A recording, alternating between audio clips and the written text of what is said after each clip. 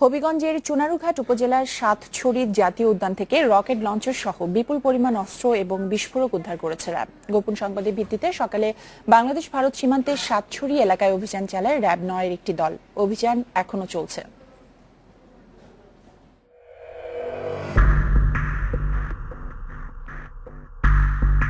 লোকালয় থেকে অনেক দূরে জায়গাটি। নানা সূত্র থেকে তথ্য পেয়ে আগেভাগেই এটি চিহ্নিত করেছিল র্যাব, আর অভিযানের জন্য নেওয়া হয় জোরালো প্রস্তুতি। ওই এলাকায় পাওয়া যায় মোট ৬টি বাংকার। ৩টি ছিল একটি আদিবাসী পাড়ায় আর ৩টি বনে। একটি টিলার ওপর থাকা ৩টি বাংকারের একটিতেই মেলে অস্ত্র আর গোলাবারুদ। একে একে বাংকার থেকে বের হয় রকেট লঞ্চার, ট্যাঙ্ক বিধ্বংসী অস্ত্র আর বিপুল পরিমাণ বিস্ফোরক।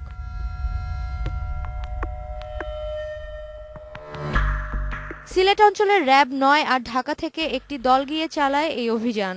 র্যাবের ধারণা, ওই এলাকায় অস্ত্রের মজুদ আছে আরও। মারণাস্ত্র এবং আগ্নেয়াস্ত্র বিস্ফোরক এসব উদ্ধার হয়েছে।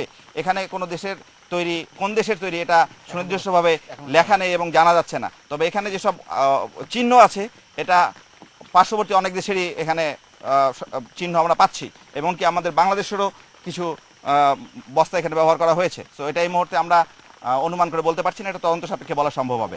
বিকালে সাংবাদিকরা সেখান থেকে আসার পরও আশেপাশে চালু ছিল অনুসন্ধান। হয়তো কেউ ধারণাও করেনি দুর্গম এই পাহাড় থেকে বিপুল পরিমাণ অস্ত্র উদ্ধার করা সম্ভব হবে। তবে র্যাবের অভিযানে ৬টি অস্ত্রের বাংকারের একটি থেকেই উদ্ধার করা হয় এই বিপুল পরিমাণ অস্ত্র। তবে কে বা কারা এই অস্ত্র এখানে রেখে গেছে তা এখনো তদন্ত করে দেখছে র্যাব।